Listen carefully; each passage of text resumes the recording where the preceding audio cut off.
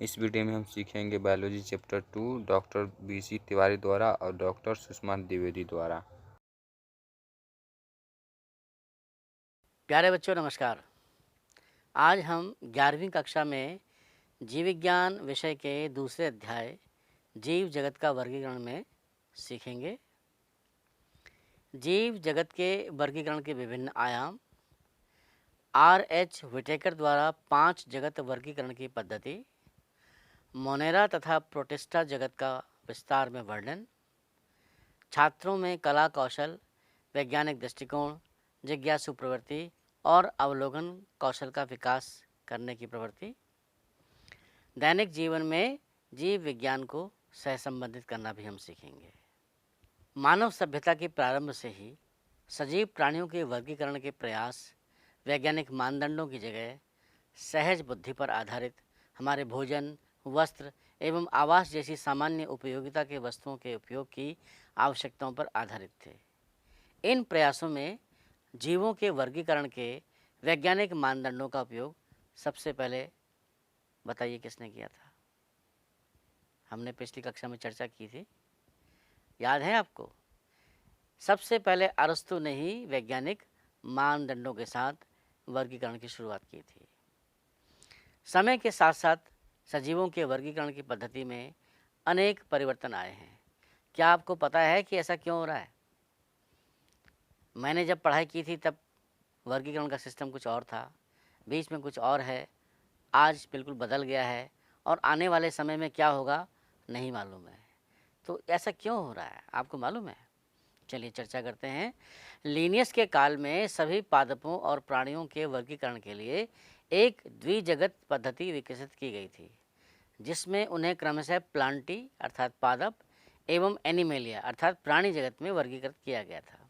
किंतु बहुत से जीवधारियों को इनमें से किसी भी वर्ग में रखना संभव नहीं था। इसके अतिरिक्त वर्गीकरण के लिए आकारिकी के साथ साथ कोशिका संरचना, कोशिका भित्ति के लक्षण, पोषण की विधि, आवास, प्रजनन की विधियाँ एवं विकासीय संबंधों को भी समाहित करने की आवश्यकता महसूस की जाने लगी। अतः समय के साथ साथ सजीवों के वर्गीकरण की पद्धति में अनेक परिवर्तन आए हैं। इस बात को आप समझ गए होंगे। यदि प्रश्न आता है तो आप इस प्रकार से उत्तर दे सकते हैं। बच्चों, सन 1969 ईस्वी में R.H. विटेकर द्वारा एक 5 जगत वर्गीकरण की पद्धति प्रस्तावित की गई थी। इन 5 जगतों के नाम हैं मोनेरा, प्रोटिस्टा, फंजाई, प्लांटी एवं एनिमेलिया। कोशिका संरचना, शारीरिक संरचना, पोषण की प्रक्रिया, प्रजनन एवं जाति वृत्तीय संबंध उनके वर्गीकरण की पद्धति के प्रमुख मानदंड थे। तो ये महत्वपूर्ण है, यहाँ पर रेखांकित करना चाहूँगा कि विटेकर की पद्धति के क्या क्या मानदंड थे, तो ये आपको पता होना चाहिए। अब हम विटेकर पद्धति के अंतर्गत विभिन्न जगत के लक्षणों का विस्तार से अध्ययन करते हैं। बच्चों, पहला मोनेरा जगत है। सभी बैक्टीरिया इसके अंतर्गत आते हैं। ये सूक्ष्म जीवियों में सर्वाधिक संख्या में पाए जाते हैं और बैक्टीरिया लगभग सभी स्थानों पर पाए जाते हैं। आपको ये जानकर आश्चर्य होगा कि गर्म जल के झरनों, मरुस्थल, बर्फ एवं गहरे समुद्र जैसे विषम एवं प्रतिकूल वास स्थानों में जहाँ दूसरे जीव मुश्किल से ही जीवित रह सकते हैं, वहाँ पर भी बैक्टीरिया पाए जाते हैं। कई बैक्टीरिया तो अन्य जीवों पर या उनके भीतर परजीवी के रूप में रहते हैं। आप चित्र में देखिए, बैक्टीरिया का उनके आकार के आधार पर 4 समूहों, जिसमें गोलाकार कोकस, बहुवचन में कोकाई कहते हैं, दूसरा छड़ाकार, अंग्रेजी में बेसिलस, इसका बहुवचन बेसिलाई, तीसरा कोमा आकार के, जिसको अंग्रेजी में विब्रियम कहते हैं और बहुवचन विब्रिया है। इसी प्रकार से चौथा है सर्पिलाकार, जिसको अंग्रेजी में स्पाइरलम बोलते हैं और बहुवचन इसका स्पाइरिला है। इस प्रकार से बैक्टीरिया को 4 समूहों में बांटा गया है। आद्य बैक्टीरिया, जिनको आर्ची बैक्टीरिया कहते हैं अंग्रेजी में, अत्यंत कठिन वास स्थानों जैसे अत्यंत लवणीय क्षेत्र, खारे क्षेत्र हैलोफी, गर्म झरने जिसको थर्मो एसिडोफिलस बोलते हैं, एवं कच्छ क्षेत्र जैसे जिनको मैथनोजन बोलते हैं, वहाँ पाए जाते हैं। आद्य बैक्टीरिया तथा अन्य बैक्टीरिया की कोशिका भित्ति की संरचना एक दूसरे से बहुत ही भिन्न होती है और यही लक्षण है जो उन्हें प्रतिकूल अवस्थाओं में जीवित रखने के लिए उत्तरदायी है। मेथेनोजन अनेक रूमिनेंट पशुओं जैसे गाय, भैंस के आंत्र में पाए जाते हैं और इनके गोबर से मीथेन, जिसको बायोगैस भी कहते हैं, का उत्पादन होता है या जैव गैस कहते हैं। यू बैक्टीरिया अथवा वास्तविक बैक्टीरिया की पहचान एक कठोर कोशिका भित्ति एवं एक कशाब चल बैक्टीरिया जिसे कहते हैं द्वारा की जाती है। एक और प्रकार है साइनोबैक्टीरिया, जिन्हें हम नील हरित शैवाल भी कह सकते हैं या कहते हैं। इनमें हरित पादपों की तरह क्लोरोफिल ए पाया जाता है। जैसे हरे पौधों में होता है ऐसे इनमें भी पाया जाता है और ये प्रकाश संश्लेषी स्वपोषी होते हैं, अर्थात प्रकाश संश्लेषण के द्वारा अपना भोजन स्वयं बनाते हैं। साइनोबैक्टीरिया अलवण जलीय, समुद्री अथवा स्थलीय शैवाल हैं। इनकी कॉलोनी प्रायः जेलीनुमा आवरण से ढकी रहती है जो प्रदूषित जल में बहुत फलते फूलते हैं। इसका मतलब ये है कि जहाँ पर ये मिलते हैं वो जल प्रदूषित है। ये आपके लिए एक जानने वाली बात है। कुछ बैक्टीरिया जैसे नॉस्टॉक और एनाबीना पर्यावरण के नाइट्रोजन को टेट्रोसिस्ट नामक विशिष्ट कोशिकाओं द्वारा स्थिर कर सकते हैं। ये हमारे लिए फ़ायदेमंद है। रसायन संश्लेषी बैक्टीरिया नाइट्रेट, नाइट्राइट एवं अमोनिया जैसे विभिन्न अकार्बनिक पदार्थों को ऑक्सीकृत कर उनसे मुक्त ऊर्जा का उपयोग एटीपी उत्पादन के लिए करते हैं। ये नाइट्रोजन, फास्फोरस, आयरन एवं सल्फर जैसे पोषकों के पुनर्चक्रण में महत्वपूर्ण भूमिका निभाते हैं। बच्चों, परपोषी बैक्टीरिया दूध से दही बनाने में और प्रतिजैविकों के उत्पादन में, जिसको आप एंटीबायोटिक भी कहते हैं, लेग्यूम पादप की जड़ों में नाइट्रोजन स्थिरीकरण में सहायता करते हैं। तो ये हमारे लिए फ़ायदेमंद भी हैं, लेकिन कुछ बैक्टीरिया हमको नुकसान भी करते हैं। कुछ बैक्टीरिया रोग पैदा करते हैं, रोगजनक होते हैं और इनके कारण हैजा, टाइफाइड, टेटनस, साइट्स, कैंकर जैसी बीमारियां हो जाती हैं। बैक्टीरिया प्रमुख रूप से कोशिका विभाजन द्वारा प्रजनन करते हैं। कभी कभी विपरीत परिस्थितियों में ये बीजाणु बनाते हैं। ये लैंगिक प्रजनन भी करते हैं, जिनमें एक बैक्टीरिया से दूसरे बैक्टीरिया में डीएनए का पुरातन स्थानांतरण होता है। आपने माइकोप्लाज्मा का नाम सुना है? माइकोप्लाज्मा में कोशिका भित्ति बिल्कुल नहीं पाई जाती है। ये सबसे छोटी जीवित कोशिकाएं हैं जो ऑक्सीजन के बिना भी जीवित रह सकती हैं। बड़ा महत्वपूर्ण है परीक्षा की दृष्टि से। ये माइकोप्लाज्मा प्राणियों और पादपों के लिए रोगजनक होती है, इनसे रोग पैदा होते हैं। प्यारे बच्चों, अब हम विटाकर के दूसरे जगत प्रोटिस्टा जगत की बात करते हैं। प्रोटिस्टा जगत में सभी एक कोशिक यूकैरियोटिक को रखा गया है, परंतु इस जगत की सीमाएं ठीक तरह से निर्धारित नहीं हो पाई हैं और एक जैव वैज्ञानिक के लिए जो प्रकाश संश्लेषी प्रोटिस्टा है वही दूसरे के लिए एक पादप हो सकता है। तो कुछ स्पष्ट नहीं कहा गया है। प्रोटिस्टा के अंतर्गत क्राइसोफाइट, डाइनोफ्लैजिलेट, यूग्लिनॉइड, अवपंक कवक जिसको स्लाइम मोल्ड बोलते हैं एवं प्रोटोजोआ को रखा गया है। प्राथमिक रूप से प्रोटिस्टा के सदस्य जलीय और यूकैरियोटिक होते हैं। ये अलैंगिक तथा कोशिका संलयन एवं युग्मनज, जिसको हम अंग्रेजी में जायगोट भी कहते हैं, बनने की विधि द्वारा लैंगिक प्रजनन करते हैं। बच्चों, क्राइसोफाइट के अंतर्गत डायटम तथा सुनहरे शैवाल, जिनको डेस्मिड कहते हैं, ये आते हैं। ये स्वच्छ जल एवं खारे जल, लवणीय जल, जिसको समुद्र जल कहते हैं, पर्यावरण दोनों में पाए जाते हैं। ये अत्यंत सूक्ष्म होते हैं तथा जलधारा के साथ निश्चित रूप से बहते रहते हैं। डायटम में कोशिका भित्ति बिल्कुल साबूदानी की तरह होती है। जैसे साबुनदानी होती है, साबुनदानी की तरह होती है और इसी के अनुरूप दो अतिच्छादित कवच बनाती है। इन भित्तियों में सिलिका होता है, सिलिका कण के रूप में पाई जाती हैं। ये मृत डायटम के अवशेष जब इकट्ठा हो जाते हैं तो ये डाईएटमी मृदा बनाते हैं और इस मृदा का उपयोग पॉलिश करने, तेलों तथा सिरप के निस्यंदन में होता है। फिल्ट्रेशन में होता है। ये समुद्र के मुख्य उत्पादक हैं। इसको समझ लीजिए, समुद्र के मुख्य उत्पादक का मतलब क्या है, अर्थात प्रकाश संश्लेषण द्वारा ये सबसे ज़्यादा उत्पादन करते हैं। डायनोफ्लैजिलेट मुख्यतः समुद्री एवं प्रकाश संश्लेषी होते हैं। इनकी कोशिका भित्ति के बाहर सतह पर सेलुलोज की कड़ी पट्टिकाएँ होती हैं। अधिकतर डायनोफ्लैजिलेट में 2 कशाभ होते हैं, जिनमें एक लंबवत तथा दूसरा अनुप्रस्थ काट रूप से भित्ति पट्टिकाओं के बीच की खांच में उपस्थित होता है।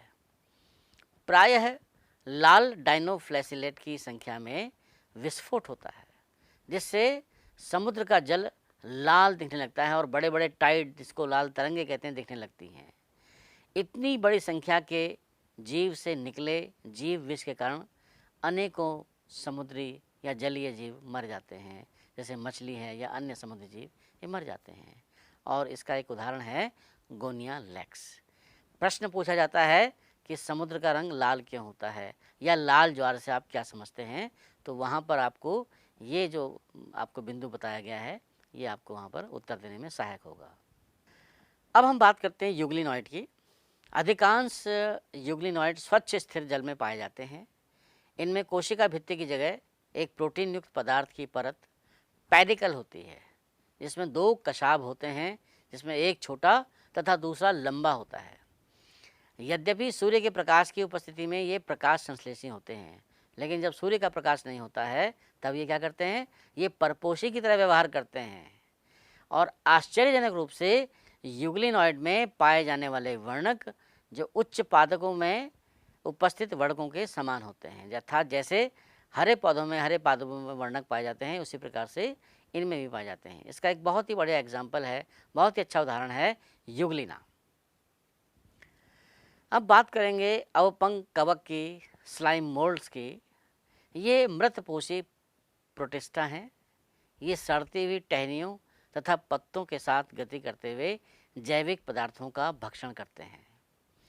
अनुकूल परिस्थितियों में ये समूह प्लाज्मोडियम, जिसको हम कहते हैं, बनाते हैं। ये प्रश्न आता है कि प्लाज्मोडियम क्या है,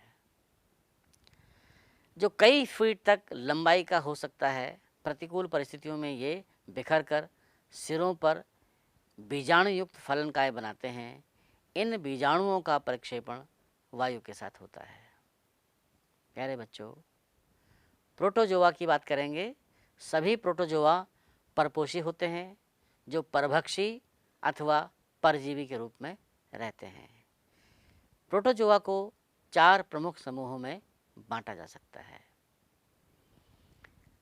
अमीबीय प्रोटोजोआ, ये जीवधारी स्वच्छ जल, समुद्री जल तथा नम मृदा में पाए जाते हैं।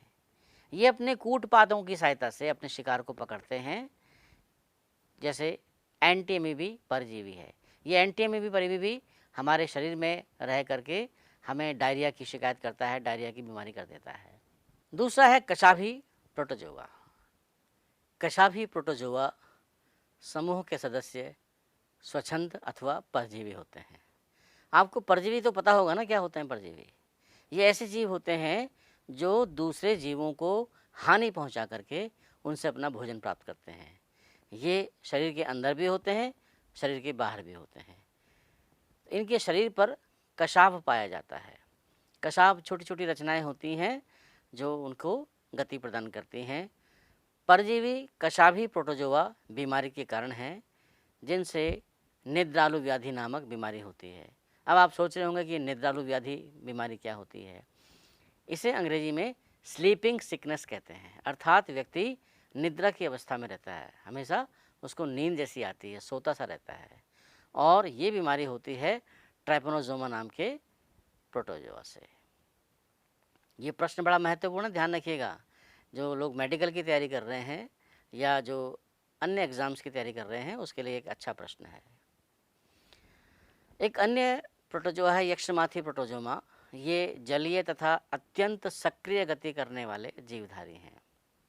ऐसा क्यों है? क्योंकि इनके शरीर पर हजारों की संख्या में पक्षाम्ब पाए जाते हैं। आपने एक चप्पल की जैसी रचना होती है, अक्सर देखी होगी, और ये और कुछ नहीं बल्कि पैरामीशियम का उदाहरण है। पैरामीशियम का चित्र देखिएगा आप, बिल्कुल जैसे हमारी चप्पल होती है इसी प्रकार की इसकी आकृति होती है। आपकी पुस्तक में दिया गया है, सभी के चित्र दिए गए हैं। आप जितना भी यहाँ पर विवरण है इनको उन चित्रों के साथ आप अध्ययन करेंगे तो आपको सारी बातें बिल्कुल स्पष्ट हो जाएंगी। एक और किस्म का प्रोटोजोआ है जिसको स्पोरोजोआ कहते हैं। स्पोरोजोआ के जीवन चक्र में संक्रमण करने योग्य बीजाणु जैसी अवस्था पाई जाती है। और आपको बता दें कि इसमें सबसे कुख्यात जो है, जिसको बहुत ही अच्छी नज़रों से नहीं देखा जाता है, प्लाज्मोडियम नाम का स्पोरोजोआ है। ये वही प्लाज्मोडियम है जो मलेरिया करता है। आप सोचते हैं कि मच्छर से मलेरिया होता है, मच्छर एक वाहक है, एक वेक्टर है, लेकिन मलेरिया जो है वो जिस जीव के कारण होता है वो प्लाज्मोडियम नाम का जीव है जो स्पोरोजोआ वर्ग में आता है। तो प्लाज्मोडियम से मलेरिया होता है। और ये प्लाज्मोडियम का जो जीवन चक्र है इसके लिए दो जीव चाहिए, जिसमें एक जीव मच्छर है और दूसरा जीव मनुष्य है। तो दो जीवों के बीच में चक्रण करता हुआ ये अपना पूरा जीवन चक्र पूरा करता है, जिसमें मनुष्य के खून से ये अपनी आवश्यक पोषक तत्वों को लेता है। बच्चों, आज हमने जो सीखा है दूसरे अध्याय जीवों के वर्गीकरण में, उसको एक बार पुनः देखते हैं। जीव जगत के वर्गीकरण के विभिन्न आयाम हमने देखा। हमने देखा कि मानव की सभ्यता से और आज तक जो जीवों का वर्गीकरण है ये बदलता आया है। अच्छा, जीवों का वर्गीकरण बदलता क्यों आया? मानव सभ्यता के प्रारंभ से ही आप देख रहे हैं, हम बार बार इस बात का जिक्र कर रहे हैं, बार बार इसकी चर्चा कर रहे हैं कि जो वर्गीकरण है वो मनुष्य ने उन जीवों के उपयोग के आधार पर किया, चाहे वो भोजन के लिए हो, आश्रय के लिए हो, वस्त्र के लिए हो, किसी भी चीज़ के लिए जिस जिस जीव से जो जो उनको उपयोग हो सकता था उनमें उन्होंने गहरी दिलचस्पी रखी और वर्गीकरण करते गए। आज भी हमारी जो उपयोग हैं उनके विभिन्न आयाम बढ़ते जा रहे हैं, तो हमारी खोज भी बढ़ती जा रही है और अभी भी हम जो इसमें जीव वैज्ञानिक हैं वो नाना प्रकार के क्षेत्रों का अध्ययन कर रहे हैं और उनको नए प्रकार के जीव उसमें मिल भी रहे हैं। तो वर्गीकरण जो है वो एक स्थायी प्रक्रिया नहीं है, ये सतत चलने वाली प्रक्रिया है और इस प्रक्रिया में बदलाव अपरिहार्य हैं, अनिवार्य हैं, ज़रूरी हैं। इसलिए हम ये नहीं कह सकते कि भाई वर्गीकरण हमने तो ये पढ़ा था और आप ऐसा पढ़ा रहे हैं, क्योंकि जब मैं पढ़ता था, जब मैं आपकी तरह छात्र था, तो वर्गीकरण का बहुत ही सिंपल वहाँ पर एक सिंपल सिस्टम था। लेकिन जैसे जैसे बढ़ते गए, अब करीब 35-40 साल बाद, तो जो वर्गीकरण है उसका आयाम भी बदलते जा रहे हैं, वर्गीकरण के पद्धतियाँ बदलती जा रही हैं। आपने देखा कि आर.एच. विटेकर ने 5 जगत के वर्गीकरण की पद्धति प्रस्तुत की है। आपको बता दें 6 जगत वर्गीकरण की प्रस्तुति भी हो चुकी है और 7वें की तैयारी चल रही है। कहने का तात्पर्य ये है कि वर्गीकरण को हम स्थिर रूप से नहीं पढ़ सकते हैं, इसमें सतत परिवर्तन आते ही रहेंगे। और वो परिवर्तन क्यों आ रहे हैं? क्योंकि जब हम नए नए क्षेत्रों की खोज कर रहे हैं तो वहाँ नए नए प्रकार के जीव या प्राणी हमको मिलते हैं। अब उनके लक्षणों के आधार पर उनको हम कहाँ समाहित करें, कहाँ समायोजित करें, इस बात की चर्चा जैव वैज्ञानिक पूरे विश्व स्तर पर करते हैं और उसी के आधार पर फिर वो नए वर्गीकरण की शुरुआत करते हैं। और ये एक तर्कसंगत बात भी है, यही एक वैज्ञानिक तरीका है। तो जो विटाकर ने 5 जगत बनाए वर्गीकरण के, उसमें हमने मोनेरा और प्रोटिस्टा का अध्ययन किया है। इसमें फंजाई, प्लांटी और एनिमेलिया, इसका अध्ययन हम अगली कक्षाओं में करेंगे। तो आज हमने जो भी किया उसको एक बार फिर से मैं चाहूँगा कि हर बच्चा स्वाध्याय करे, पुस्तक में विभिन्न प्रकार के चित्रों से उनके हर प्रकार के लक्षण को समझने का प्रयास करेगा और मुझे आशा है कि आप इसको बहुत अच्छी प्रकार से समझ पाएंगे। इसके लिए आप और जो स्रोत हैं जहाँ पर आपको चित्र मिल सकते हैं या कोई फिल्म मिल सकती है, कोई डॉक्यूमेंट्री मिल सकती है, आप उनकी सहायता लीजिए। और आज जो हमने वर्गीकरण के विभिन्न अधिगम बिंदु सीखे हैं उनको बहुत अच्छी प्रकार से समझने का प्रयास कीजिए। अब जो भी हमने पढ़ाई की है उसका आकलन तो होना चाहिए। तो एक छोटा सा आपको गृह कार्य दे रहे हैं, अभ्यास दे रहे हैं, आप उनको करिएगा तो इससे आपके जो अधिगम बिंदु हैं और सुस्पष्ट हो जाएंगे।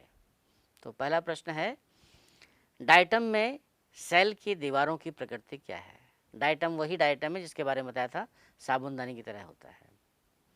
दूसरा प्रश्न है, लाल ज्वार क्या है तथा यह क्यों होता है?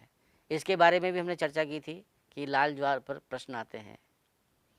तीसरा प्रश्न है, प्रोटोजोआ के 4 प्रमुख समूहों का संक्षेप में वर्णन करें।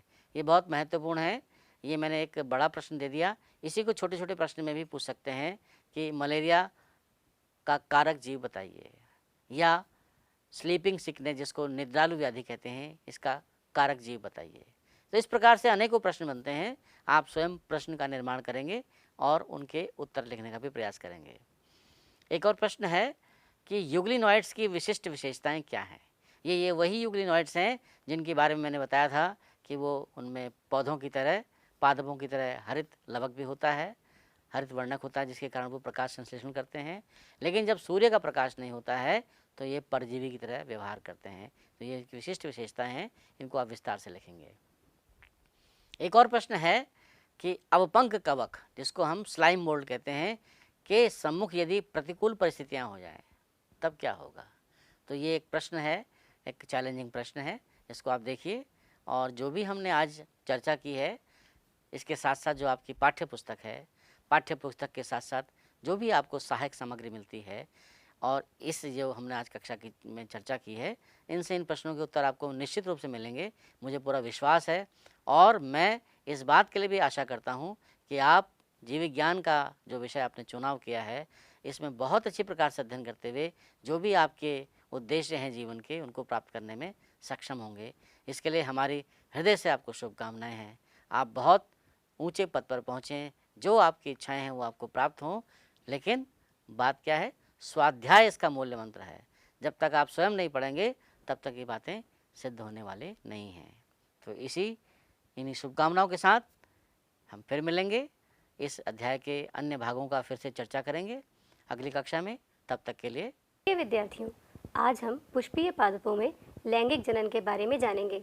जैसा कि हम जानते हैं कि हर एक जीव को अपनी प्रजाति के विकास एवं संरक्षण के लिए जनन करना आवश्यक है। जनन की यह क्रिया अलैंगिक अथवा लैंगिक हो सकती है। वैसे तो पादपों में लैंगिक और अलैंगिक दोनों ही जनन पाए जाते हैं। पुष्प क्रमों, पुष्पों तथा पुष्पीय अंगों की संरचना विविधता पर एक दृष्टि डालें तो वो अनुकूलन की एक व्यापक परिधि को दर्शाते हैं, ताकि लैंगिक जनन का अंतिम उत्पाद जो कि फल और बीज हैं, उनकी रचना सुनिश्चित हो सके। आइए इस अध्याय में आकारिकी संरचना तथा पुष्पीय पादप, जिन्हें हम आवर्ती बीजी भी कहते हैं, में लैंगिक जनन के प्रक्रम को समझें। पुष्पों का हमारे जीवन में भिन्न भिन्न महत्व होता है, जैसे कि सौंदर्य के लिए, उपहार के तौर पे या कोई और। किंतु वैज्ञानिक दृष्टिकोण से पुष्प आकारिकीय एवं भ्रूणीय आश्चर्य तथा लैंगिक जनन का स्थल है। पादप में वास्तविक रूप से पुष्प विकसित होने से पूर्व यह तय हो जाता है कि पादप में पुष्प आने वाले हैं। पुष्प क्रम की रचना होती है जो पुष्प कलिका और बाद में पुष्प को धारण करती है। पुष्प में नर एवं मादा जनन संरचनाएं पुमंग तथा जायांग विभेदित एवं विकसित रहती हैं। आप याद करें कि पुमंगों से भरपूर पुंकेसर का गोला नर जनन अंग तथा जायांग स्त्री जनन अंग के प्रतिनिधित्व करता है। तो आइए अब हम पुष्प की उन संरचनाओं के बारे में समझें जो लैंगिक जनन के लिए अनिवार्य हैं। पहले हम पुष्प के नर जनन तंत्र में शामिल भागों के बारे में जानते हैं। नर जनन तंत्र में प्रमुख भाग होता है पुंकेसर, लघु बीजाणुधानी तथा परागकण। पुंकेसर 2 भागों में विभक्त रहता है। इसमें लंबा एवं पतला डंठल तंतु यानी फिलामेंट कहलाता है तथा अंतिम सिरा सामान्यतः द्विपालिक कोश संरचना परागकोश कहलाता है। तंतु का समीपस्थ छोर पुष्प के पुष्पासन या पुष्पदल से जुड़ा होता है। पुंकेसर की संख्या एवं लंबाई विभिन्न प्रजातियों के पुष्पों में विभिन्न होती है। एक प्रारूपिक आवर्ती बीजी परागकोश द्विपालित होते हैं तथा प्रत्येक पाली में 2 कोष्ठ होते हैं, अर्थात ये द्विकोष्ठी होते हैं। प्रायः एक अनुलंब कोष्ठ को अलग करते हुए लंबवत गुजरता है। एक परागकोश की द्विपालित प्रकृति परागकोश के अनुप्रस्थ काट में बहुत ही पृथक या सुव्यक्त होती है। परागकोश एक चतुष्कोणीय संरचना होती है जिसमें 4 कोनों पर लघु बीजाणुधानी समाहित होती हैं, जो प्रत्येक पाली में 2 होती हैं। यह लघु बीजाणुधानी आगे विकसित होकर परागपुटी बन जाती है। यह अनुलंबवत एक परागकोश की लंबाई तक विस्तारित होते हैं और पराग कणों से ठसाठस भरे होते हैं। अब ये जानना ज़रूरी है कि लघु बीजाणुधानी यानी माइक्रोस्पोरेंजियम की संरचना कैसे होती है। तो आइए देखते हैं। एक अनुप्रस्थ काट में एक प्रारूपी लघु बीजाणुधानी बाह्य रूपरेखा में लगभग गोलाई में प्रकट होती है। यह सामान्यतः 4 भित्तिपों से आवृत होती है। बाह्य त्वचा यानी एपिडर्मिस, अंतःस्थीसियम यानी एंडोथीसियम, मध्य परत, इसकी सबसे आंतरिक परत टेपिटम होती है। यह विकासशील पराग कणों को पोषण देती हैं। टेपिटम की कोशिकाएं सघन जीव द्रव्य, जिसे साइटोप्लाज्म भी कहते हैं, से भरी होती हैं और सामान्यतः एक से अधिक केंद्रकों से युक्त होती हैं। क्या आप यह सोच सकते हैं कि किस प्रकार से एक टेपिटल कोशिका द्विकेंद्रीय बन जाती है? टेपिटल कोशिका में एक तरह से समसूत्रीय विभाजन होता है, जिसे अंतःसूत्रीय विभाजन भी कहते हैं। इस विभाजन के अंतर्गत केंद्रीय झिल्ली के भीतर केंद्रक का विभाजन होता है, किंतु कोशिका विभाजन नहीं होता। इस परिस्थिति में ये कोशिकाएं 2 या 2 से अधिक केंद्रक युक्त हो जाती हैं। जब एक परागकोश अपरिपक्व होता है, तब घने सुसंबद्ध सजातीय कोशिकाओं का समूह, जिसे बीजाणुजन ऊतक यानी स्पोरोजिनस टिश्यू कहते हैं, लघु बीजाणुधानी के केंद्र में स्थित होता है। लघु बीजाणुजनन या माइक्रोस्पोरोजेनेसिस कैसे होता है? जैसे जैसे परागकोश विकसित होता है, बीजाणुजन ऊतक की कोशिकाएं अर्धसूत्री विभाजन द्वारा सूक्ष्म बीजाणु चतुष्टक बनाती हैं। जैसा कि बीजाणुजन ऊतक की प्रत्येक कोशिका एक लघु बीजाणु चतुष्टय की वृद्धि करने में सक्षम होती है। प्रत्येक कोशिका एक सक्षम पराग मात्र कोशिका होती है। एक पराग मात्र कोशिका से अर्धसूत्री विभाजन द्वारा लघु बीजाणु के निर्माण की प्रक्रिया को लघु बीजाणुधानी कहते हैं। जैसा कि लघु बीजाणु रचना के समय 4 कोशिकाओं के समूह में व्यवस्थित होते हैं, उन्हें लघु बीजाणु चतुष्टय या चतुष्टक कहते हैं। जैसे ही परागकोश परिपक्व एवं स्फुरित होता है, तब लघु बीजाणु एक दूसरे से विलग हो जाते हैं और पराग कणों के रूप में विकसित हो जाते हैं। प्रत्येक लघु बीजाणुधानी के अंदर कई हजार लघु बीजाणु और परागकण निर्मित होते हैं। परागकण जो परागकोश से स्फुटन के साथ मुक्त होते हैं। परागकण नर युग्मकोद्भव का प्रतिनिधित्व करता है। यदि आप गुड़हल या किसी अन्य पुष्प के खुला परागकोश को छूते हैं, तो आप अपनी अंगुलियों पर पीले रंग का पाउडर जैसे परागकणों को पाते हैं। परागकण सामान्यतः गोलाकार होते हैं, जिनका व्यास लगभग 25 से 50 माइक्रोमीटर होता है। इनमें सुस्पष्ट रूप से 2 परतों वाली भित्ति एसिमेट्रिक तंतु होती है। कठोर बाहरी भित्ति को बाह्यचोल या एक्साइन कहते हैं, जो कि स्पोरोपोलिनिन से बनी होती है, जो सर्वाधिक ज्ञात प्रतिरोधक कार्बनिक सामग्री है। यह उच्च ताप तथा अम्लों एवं क्षारों के सम्मुख टिक सकती है। परागकण के बाह्यचोल में सुस्पष्ट द्वारक या रंध्र होते हैं, जिन्हें प्रजननी कोशिका जनन छिद्र कहते हैं, जहां पर स्पोरोपोलिनिन अनुपस्थित होते हैं। परागकण यानी जनन कोशिका जीवाश्मों की भांति बहुत अच्छे से संरक्षित होती है, क्योंकि उनमें स्पोरोपोलिनिन की उपस्थिति होती है। परागकण की आंतरिक भित्ति को अंतःचोल या इंटाइन कहते हैं। यह एक पतली तथा सतत परत होती है, जो सेल्यूलोज एवं पेक्टिन की बनी होती है। परागकण का जीवद्रव्य या साइटोप्लाज्म एक प्लाज्मा भित्ति से आवृत होता है। जब परागकण परिपक्व होता है, तब उनमें 2 कोशिकाएं होती हैं, कायकी कोशिका तथा जनन कोशिका। काय कोशिका बड़ी होती है, जिसमें प्रचुर खाद्य भंडार तथा विशाल अनियमित आकृति के केंद्रक होते हैं। जनन कोशिका छोटी होती है तथा काय कोशिका के जीवद्रव्य में तैरती रहती है। यह तुर्क आकृति यानी स्पिंडल के आकार वाला घने जीवद्रव्य और एक केंद्रक वाला है। शेष प्रजातियों में जनन कोशिका समसूत्री विभाजन द्वारा विभक्त होकर परागकण के झड़ने से पहले 2 नर युग्मकों को बनाते हैं। परागकण जब एक बार झड़ते हैं, तो ये अपनी जीवन क्षमता खोने से पहले वर्तिकाग्र पर गिरते हैं, जहां यदि आवश्यकता हुई तो निषेचन करते हैं। कौन सा परागकण कितने समय तक जीवन क्षम रहता है, यह बहुत हद तक यह विद्यमान तापमान एवं आर्द्रता पर निर्भर करता है। कुछ अनाजों जैसे धान व गेहूं में परागकण अपनी जीवन क्षमता बहुत ही जल्दी लगभग 30 मिनट में ही खो देते हैं, जबकि गुलाबवत, रोजेसी फैमिली, लेग्यूमिनेसी तथा सोलिनेसी आदि कुछ सदस्यों में परागकणों की जीवन क्षमता महीनों तक बनी रहती है। बहुत से प्रजाति के परागकणों को द्रव्य नाइट्रोजन में कई वर्षों तक भंडारित करना संभव है। इस प्रकार से भंडारित पराग का प्रयोग बीज भंडार की भांति पराग भंडारों के रूप में फसल प्रजनन कार्यक्रमों में किया जा सकता है। क्या आपने पॉलन एलर्जी या पराग से होने वाली एलर्जी के बारे में सुना है? अनेक प्रजातियों के परागकण कुछ लोगों में गंभीर एलर्जी एवं श्वसनी वेदना पैदा कर सकते हैं, जो कभी कभी चिरकालीन श्वसन विकार जैसे कि दमा, ब्रोंकाइटिस आदि के रूप में विकसित हो जाती हैं। यह बताया जा सकता है कि भारत में आयातित गेहूं के साथ आने वाली गाजर घास या पार्थेनियम की उपस्थिति सर्वव्यापक हो गई है, जो परागकण एलर्जी कारक है। प्रिय विद्यार्थियों, आज हमने पुष्पीय पादपों में लैंगिक जनन के अंतर्गत पुष्प के नर जननांग के बारे में जाना, जिसमें हमने पुंकेसर, लघु बीजाणुधानी तथा परागकणों के बारे में जाना। हम आशा करते हैं कि आप इन सब के बारे में ठीक से समझ पाए होंगे। तो फिर मिलते हैं पाठ के आगे के अध्याय में।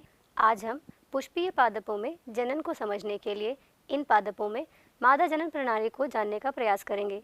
तो आइए देखते हैं। स्त्री केसर गुरु बीजाणुधानी, जिसे बीजांड भी कहते हैं, तथा भ्रूणकोश जायांग पुष्प के स्त्री जनन अंग का प्रतिनिधित्व करता है। जायांग एक स्त्री केसर या बहुस्त्री केसर हो सकते हैं। जहाँ पर ये एक से अधिक होते हैं, वहाँ स्त्री केसर आपस में संगलित यानी युक्तांडपी हो सकते हैं या फिर आपस में स्वतंत्र हो सकते हैं। प्रत्येक स्त्री केसर में 3 भाग होते हैं: वर्तिकाग्र, वर्तिका तथा अंडाशय। वर्तिकाग्र पराग कणों के अवतरण मंच का काम करता है। वर्तिका एक दीर्घाकृत पतला भाग है जो वर्तिका के नीचे होता है। स्त्री केसर के आधार पर उभरा हुआ भाग अंडाशय होता है। अंडाशय के अंदर एक गर्भाशयी गुहा कोष्ठक होती है। गर्भाशयी गुहा के अंदर एक और अपरा स्थित होती है। अपरा से उत्पन्न होने वाली दीर्घ बीजाणुधानी सामान्यतः बीजांड कहलाती है। एक अंडाशय में बीजांडों की संख्या 1 से लेकर अनेक तक हो सकती है। तो आइए एक प्रारूपी आवृत्ति बीज बीजांड या गुरु बीजाणुधानी की संरचना से परिचित हों। बीजांड एक छोटी सी संरचना है जो एक व्रंत या डंठल, जिसे बीजांड व्रंत कहते हैं, द्वारा अपरा से जुड़ी होती है। बीजांड की काया बीजांड व्रंत के साथ नाभिका नामक क्षेत्र में संगलित होती है। अतः ये नाभिका बीजांड एवं बीजांड व्रंत के संधि बिंदु का प्रतिनिधित्व करती है। प्रत्येक बीजांड में 1 या 2 अध्यावरण नामक संरक्षक आवरण होते हैं। यह अध्यावरण बीजांड को चारों ओर से घेरे होता है। केवल बीजांड द्वार नामक आयोजित छोटे से रंध्र को छोड़कर बीजांड को चारों तरफ से घेरे रहता है। बीजांड द्वारी सिरे के ठीक विपरीत निभाग होता है, जो बीजांड को आधारी भाग का प्रतिनिधित्व करता है। अध्यावरणी से घिरा हुआ कोशिकाओं का एक पुंज होता है, जिसे बीजांडकाय कहते हैं। बीजांडकाय केंद्र की कोशिकाओं में प्रचुरता से आरक्षित आहार सामग्री होती है। बीजांडकाय भ्रूण कोश में स्थित होता है।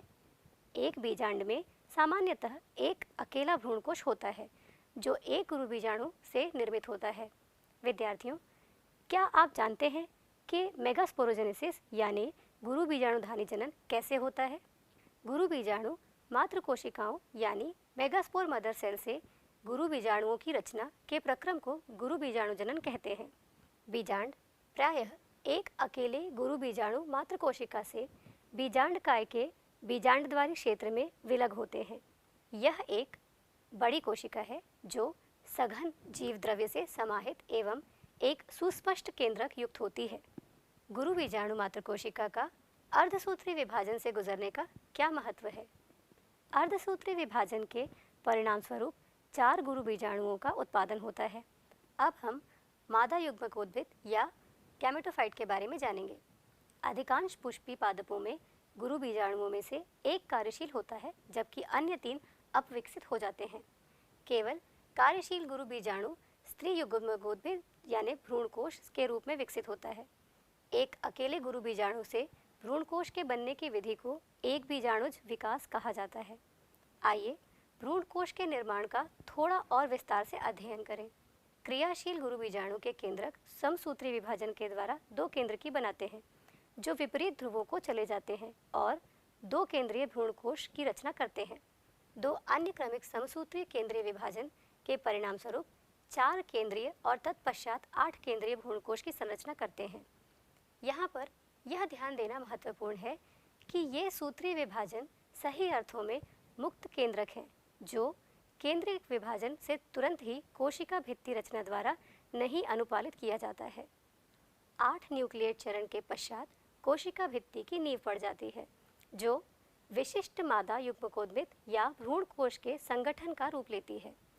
8 में से 6 न्यूक्लियाई भित्ति कोशिकाओं से घिरे होते हैं और कोशिकाओं में संयोजित रहते हैं। शेष बचे 2 न्यूक्लियाई ध्रुवीय न्यूक्लियाई कहलाते हैं, जो अंड उपकरण के नीचे बड़े केंद्रीय कोशिका में स्थित होते हैं। भ्रूण कोश के अंदर कोशिकाओं का वितरण विशिष्टतापूर्ण होता है।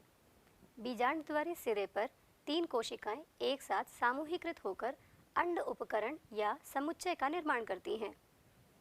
इस अंड उपकरण के अंतर्गत 2 सहायक कोशिकाएं तथा एक अंडकोशीय निहित होती है।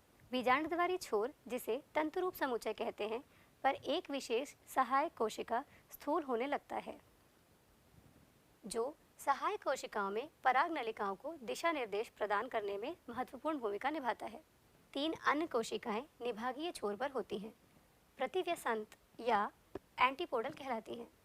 वृहद केंद्रीय कोशिका में 2 ध्रुवीय न्यूक्लियाई होते हैं। इस प्रकार से एक प्रारूपी आवृत्ति बीजी भ्रूण कोश परिपक्व होने पर यद्यपि 8 न्यूक्लियीकृत वस्तुतः 7 कोशिकीय होता है।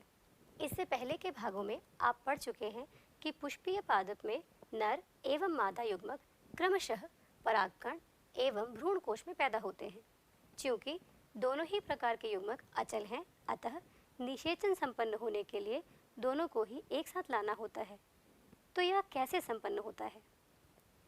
इस उद्देश्य की प्राप्ति के लिए परागण या पॉलिनेशन एक प्रक्रम है।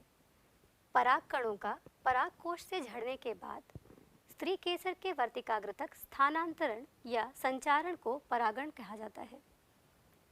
पराग के स्रोत को ध्यान में रखते हुए परागण को 3 प्रकारों में बांटा जा सकता है। पहला, स्वयुग्मन, जिसे अंग्रेजी में ऑटोगैमी कहते हैं। इसमें एक ही पुष्प में पराग कोश से वर्तिकाग्र तक पराग कणों का स्थानांतरण होता है। इस प्रकार का परागकण उसी पुष्प के अंदर होता है।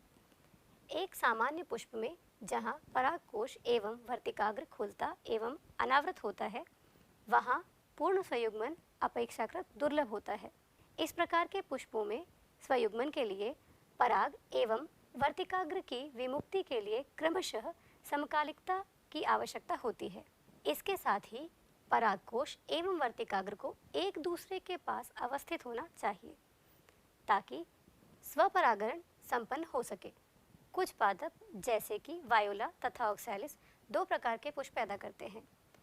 उन्मिल परागणी पुष्प अन्य प्रजाति के पुष्पों के समान ही होते हैं, जिससे पराग कोश एवं वर्तिकाग्र अनावृत होते हैं तथा अनुन्मिल्य परागणी पुष्प कभी भी अनावृत नहीं होते हैं। इस प्रकार के पुष्पों में पराग कोश एवं वर्तिकाग्र एक दूसरे से बिल्कुल नज़दीक स्थित होते हैं व पुष्प कलिका में पराग कोश स्फुटित होते हैं।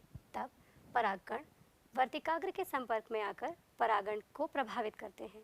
अतः अनुन्मिल्य परागणी पुष्प सदैव स्वयुग्मक होते हैं, क्योंकि यहाँ पर वर्तिकाग्र पर क्रॉस या पर परागण अवतरण को अवसर नहीं मिलता।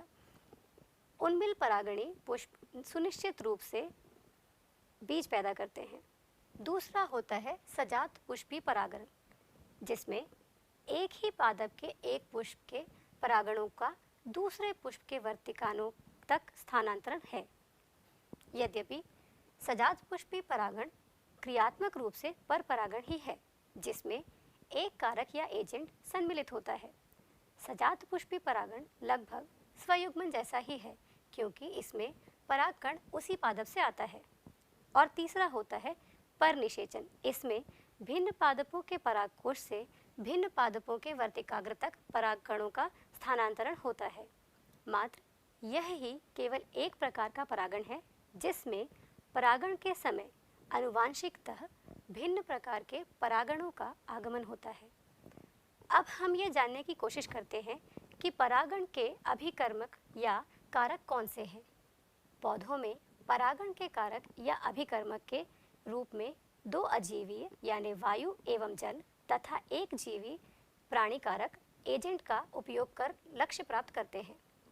अधिकतर पौधे परागण के लिए जीवीय कारकों का उपयोग करते हैं, बहुत कम वायु परागित पादप, संघनित पुष्पक्रम तथा स्पष्ट पौधे अजीवीय कारकों का उपयोग करते हैं। वायु तथा जल अनावृत केसर को दर्शाते हुए दोनों ही कारकों में परागकण का वर्तिकांत के संपर्क में आना महज संयोगात्मक घटना है। इस प्रकार की अनिश्चितता तथा परागकणों के ह्रास से जुड़े तथ्यों की क्षतिपूर्ति हेतु पौधे बीजांडों की तुलना में असंख्य मात्रा में परागकण उत्पन्न करते हैं। अजीवीय परागकण में वायु द्वारा परागण सर्वाधिक सामान्य परागण है। इसके साथ ही वायु परागण के लिए हल्के तथा चिपचिपाहट रहित परागकणों की जरूरत होती है ताकि वे हवा के झोंके के साथ संचारित हो सकें। ये अक्सर बेहतर अनावृत पुंकेसर से युक्त होते हैं ताकि वे आसानी से हवा के बहाव से प्रसारित हो सकें तथा वृहद एवं पिच्छ वर्तिकाग्र युक्त होते हैं ताकि आसानी से वायु में उड़ते हुए परागकणों को आबद्ध किया जा सके। वायु परागित पुष्पों में प्रायः प्रत्येक अंडाशय में एक अकेला बीजांड तथा एक पुष्पक्रम में असंख्य पुष्पगुच्छ होते हैं। इसका एक जाना पहचाना उदाहरण भुट्टा है। आप जो कुंदन देखते हैं वो कुछ और नहीं बल्कि वर्तिकाग्र और वर्तिका है जो हवा में झूमते हैं ताकि परागकणों को आसानी से पकड़ सके। घासों में वायु परागण सर्वथा सामान्य है। पुष्पी पादपों में पानी द्वारा परागण काफ़ी दुर्लभ है। यह लगभग 30 वंशों तक सीमित है। यह विश्वास किया जाता है कि कुछ ब्रायोफाइट एवं टेरिडोफाइट का विस्तार केवल इसीलिए सीमित है क्योंकि नर युग्मकों का वर्तिकाग्र तक परिवहन एवं निषेचन हेतु जल की आवश्यकता होती है। जल परागित पादपों के कुछ उदाहरण वेलिसिनेरिया तथा हाइड्रेला जो कि ताज़े पानी में उगते हैं और अनेकों समुद्री जलीय घासें हैं। सभी जलीय पौधे परागण के लिए जल का उपयोग नहीं करते। अधिकांश जलीय पौधे जैसे वाटर हाइसिंथ एवं वाटर लिली पानी की सतह पर पैदा होते हैं और इनका परागण कीटों एवं वायु से होता है जैसा कि अधिकतर थलीय पादपों में होता है। एक प्रकार के जलीय परागण में मादा पुष्प एक लंबे डंठल द्वारा जल की सतह पर आ जाते हैं और नर पुष्प या परागकण पानी की सतह पर अवमुक्त होकर आ जाते हैं। उदाहरण के तौर पर बेलिसिनेरिया लंबे डंठल के साथ जल धाराओं में निष्क्रिय रूप से बहते रहते हैं। इनमें से कुछ एक संयोगात्मक रूप से मादा पुष्प एवं वर्तिकाग्र तक पहुँच जाते हैं। एक अन्य समूह के जलीय परागण वाले पादपों जैसे कि समुद्री घासों में मादा पुष्प जल की सतह के नीचे ही पानी में डूबा रहता है और परागकणों को जल के अंदर ही अवमुक्त किया जाता है। प्रिय विद्यार्थियों, आज हमने पुष्पीय पादपों में मादा जनन तंत्र एवं परागण के बारे में अध्ययन किया। इस विषय में सोचने पर हमारे मन में कई प्रकार के प्रश्न उत्पन्न होते हैं। आशा है कि आप आज के अध्ययन से अपने प्रश्नों के उत्तर ढूंढ पाएंगे। तो फिर मिलते हैं और इस चर्चा को आगे बढ़ाते हैं। पिछले अध्यायों में हमने पुष्पीय पादपों में लैंगिक जनन के अंतर्गत नर एवं मादा जनन तंत्र, परागण एवं परागणीय अजैविक विधि के बारे में जाना। आज हम इस पाठ को आगे बढ़ाते हुए परागण की जैविक विधि एवं निषेचन के बारे में जानेंगे। तो आइए शुरू करते हैं। अधिकतर पुष्पीय पादप परागण के लिए प्राणियों को परागण कारक के रूप में उपयोग करते हैं। मधुमक्खियाँ, भौरे, तिलचिट्टे, चींटियाँ, शलभ या कीट, पक्षी तथा चमगादड़ आदि सामान्य परागणीय अभिकर्मक हैं। यहाँ तक कि बड़े नर वानरगण के प्राणी भी कुछ प्रजाति के पादपों के परागण के लिए सक्रिय पाए जाते हैं। प्रायः प्राणी परागणित पादपों के पुष्प एक विशिष्ट प्रजाति के प्राणी के लिए विशेष रूप से अनुकूलित होते हैं। अधिकतर कीट परागित पुष्प बड़े, रंगीन और सुगंध युक्त तथा मकरंद से भरपूर होते हैं। जब पुष्प छोटे होते हैं तब अनेक पुष्प एक पुष्पवृंत में समूहबद्ध होकर अधिक उभर जाते हैं। प्राणी रंगों एवं सुगंधों के कारण पुष्पों की ओर आकर्षित होते हैं। मक्खियों एवं बीटलों से परागणित होने वाले पुष्प मलिन गंध स्रावित करते हैं जिससे ये प्राणी आकर्षित होते हैं। प्राणियों से भेंट जारी रखने के लिए पुष्पों को कुछ लाभ या पारितोषक उपलब्ध कराना होता है। मकरंद और परागकण फूलों द्वारा प्रदत्त आम पारितोषक होते हैं। इन पारितोषकों को पाने के लिए प्राणी आगंतुकों को परागकोश तथा वर्तिकाग्र के संपर्क में आना पड़ता है। प्राणी के शरीर पर पराग कणों का एक आवरण सा चढ़ जाता है जो प्राणी परागित फूलों में प्रायः चिपचिपा होता है। जब पराग कणों से लिप्त प्राणी वर्तिकाग्र के संपर्क में आता है तो यह परागण पूरा करता है। कुछ पुष्प प्रजातियों में यह पुरस्कार अंडा देने की सुरक्षित जगह के रूप में होता है। बाह्य प्रजनन युक्तियाँ क्या होती हैं? अधिकतर पुष्पीय पादप उभयलिंगी पुष्पों एवं पराग कणों को उत्पन्न करते हैं जो बहुत हद तक उसी पुष्प की वर्तिकाग्र के संपर्क में आते हैं। निरंतर स्वपरागण के फलस्वरूप प्रजनन में अंतः प्रजनन अवनमन होता है। पुष्पीय पादपों ने बहुत सारे ऐसे साधन या उपाय विकसित कर लिए हैं जो स्वपरागण को हतोत्साहित एवं परपरागण को प्रोत्साहित करते हैं। कुछ प्रजातियों में पराग अवमुक्ति एवं वर्तिकाग्र ग्रहता एक समय पर नहीं होती है। या तो वर्तिकान के तैयार होने से पहले ही पराग अवमुक्त कर दिए जाते हैं या फिर परागों के झड़ने के काफ़ी पहले ही वर्तिकाग्र ग्राह्य बन जाता है। कुछ प्रजातियों में पराग कोश एवं वर्तिकाग्र भिन्न स्थानों पर अवस्थित होते हैं जिससे उसी पादप में पराग वर्तिकाग्र के संपर्क में नहीं आ सकता। दोनों ही युक्तियाँ स्वयुग्मन रोकती हैं। अंतः प्रजनन रोकने का तीसरा साधन स्व असामंजस्य है। यह एक वंशानुगत प्रक्रम है तथा स्वपरागण रोकने का उपाय है। उसी पुष्प या उसी पादप के अन्य पुष्प से जहाँ बीजांड के निषेचन को पराग अंकुरण या स्त्री केसर में पराग नलिका वृद्धि को रोका जाता है। स्वपरागण को रोकने के लिए एक अन्य साधन है एक लिंगीय पुष्पों का उत्पादन। अगर एक ही पौधे पर नर एवं मादा दोनों ही पुष्प उपलब्ध हों, जैसे एरंड या मक्के में, यह स्वपरागण को रोकता है, न कि सजातीय पुष्पी परागण को। अन्य बहुत सारी प्रजातियों जैसे पपीता में नर एवं मादा पुष्प भिन्न पादपों पर होते हैं, अर्थात प्रत्येक पादप या तो मादा या तो नर है। यह परिस्थिति स्वपरागण तथा सजातीय पुष्पी परागण दोनों को ही अवरोधित करती है। तो आइए देखते हैं पराग स्त्री केसर संकर्षण क्या है और कैसे होता है। परागण बिल्कुल सही प्रकार के पराग कणों का स्थानांतरण सुनिश्चित नहीं करता है, यानी ऐसा नहीं होता कि पराग ठीक उसी प्रजाति के सुयोग्य पराग वर्तिकाग्र तक पहुँचे। प्रायः गलत प्रकार के पराग भी उसी वर्तिकान पर आ पड़ते हैं जिसमें या तो उसी पादप से होते हैं या अन्य पादप से, यदि वह स्वपरागण के अयोग्य है। स्त्री केसर में यह सक्षमता होती है कि वह पराग को पहचान सके कि वह उसी वर्ग के सही प्रकार का पराग यानी वह सुयोग्य है या फिर गलत या अयोग्य है। यदि पराग सही प्रकार का होता है तो स्त्री केसर उसे स्वीकार कर लेता है तथा परागण पश्य घटना के लिए प्रोत्साहित करता है जो कि निषेचन की ओर बढ़ता है। यदि पराग गलत प्रकार का होता है तो स्त्री केसर वर्तिकाग्र पर पराग अंकुरण या वर्तिका में पराग नलिका वृद्धि रोककर पराग को अस्वीकार कर देती है। एक स्त्री केसर द्वारा पराग के पहचानने की सक्षमता उसकी स्वीकृति या अस्वीकृति द्वारा अनुपालित होती है, जो पराग कणों एवं स्त्री केसर के बीच निरंतर संवाद का परिणाम होता है। इस संवाद की मध्यस्थता स्त्री केसर तथा पराग के रासायनिक घटकों के संकर्षण द्वारा होता है। जैसा कि पहले बताया जा चुका है, सुयोग्य परागण के अनुपालन में पराग कण वर्तिकान पर जनित होता है ताकि एक जनन छिद्र के माध्यम से वे एक पराग नलिका उत्पन्न हो। पराग नलिका वर्तिकाग्र तथा वर्तिका के ऊतकों के माध्यम से वृद्धि करती है और अंडाशय तक पहुंचती है। कुछ पादपों में परागकण दो कोशीय स्थिति यानी एक कायिक कोशिका तथा दूसरी जनन कोशिका में झड़ते हैं। इस प्रकार के पादपों में जनन कोशिका विभाजित होती है और वर्तिकान में पराग नलिका की वृद्धि के दौरान दो नर युग्मकों की रचना करती है। जिन पादपों में पराग 3 कोशिकी स्थिति में होते हैं वहाँ पराग नलिका शुरुआत से ही दो नर युग्मकों को ले जाती है। पराग नलिका अंडाशय में पहुँचने के पश्चात बीजांड द्वार के माध्यम से बीजांड में प्रविष्ट करती है और तत्पश्चात तंतुमय समुच्चय के माध्यम से एक सहायक कोशिका में प्रविष्ट करती है। हाल ही की बहुत सारे अध्ययन यह दर्शाते हैं कि सहायक कोशिका के बीजांड द्वारी हिस्से पर उपस्थित तंतु रूप समुच्चय पराग नलिका के प्रवेश को दिशा निर्देशित करते हैं।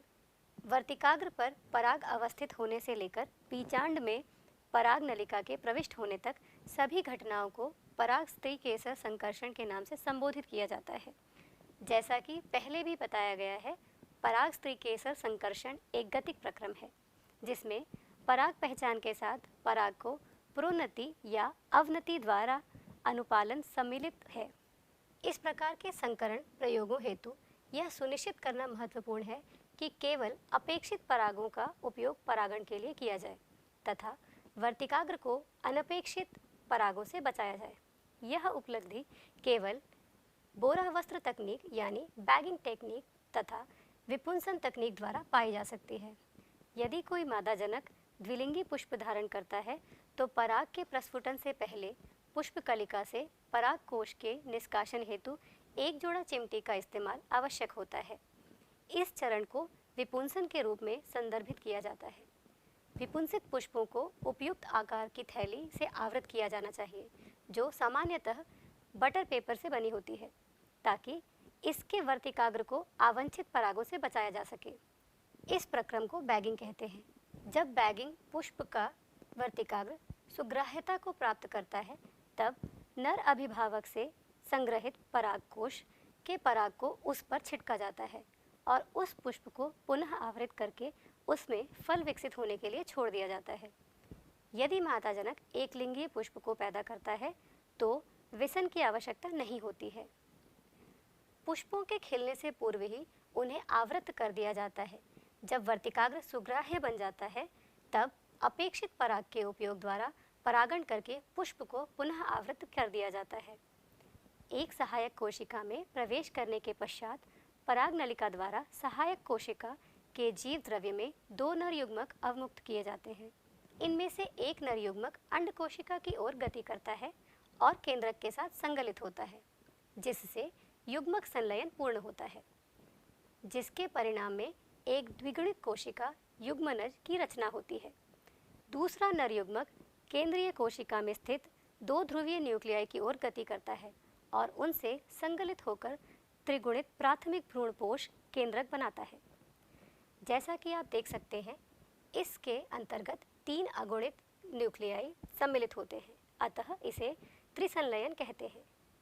चूँकि एक भ्रूणपुटी में 2 प्रकार के संलयन यानी युग्मक संलयन तथा त्रिसंलयन स्थान लेते हैं, अतः इस परिघटना को दोहरा निषेचन कहा जाता है, जो कि पुष्पी पादपों के लिए एक अनूठी घटना है। त्रिसंलयन के पश्चात केंद्रीय कोशिका प्राथमिक भ्रूणपोष कोशिका बन जाती है तथा भ्रूणपोष के रूप में विकसित होने लगती है, जबकि युग्मनज एक भ्रूण के रूप में विकसित होता है। प्रिय विद्यार्थियों, आज हमने जाना कि पुष्पों में परागण कैसे होता है, अलग अलग जीव परागण में कैसे सहायक होते हैं, परागण के पश्चात पराग में उपस्थित नर युग्मक मादा युग्मक के साथ कैसे दोहरा निषेचन किया करता है। आशा है कि हम अब पादपों के जनन को और बेहतर समझ सकेंगे। आने वाले अध्याय में निषेचन के पश्चात होने वाली घटनाओं पर दृष्टि डालेंगे।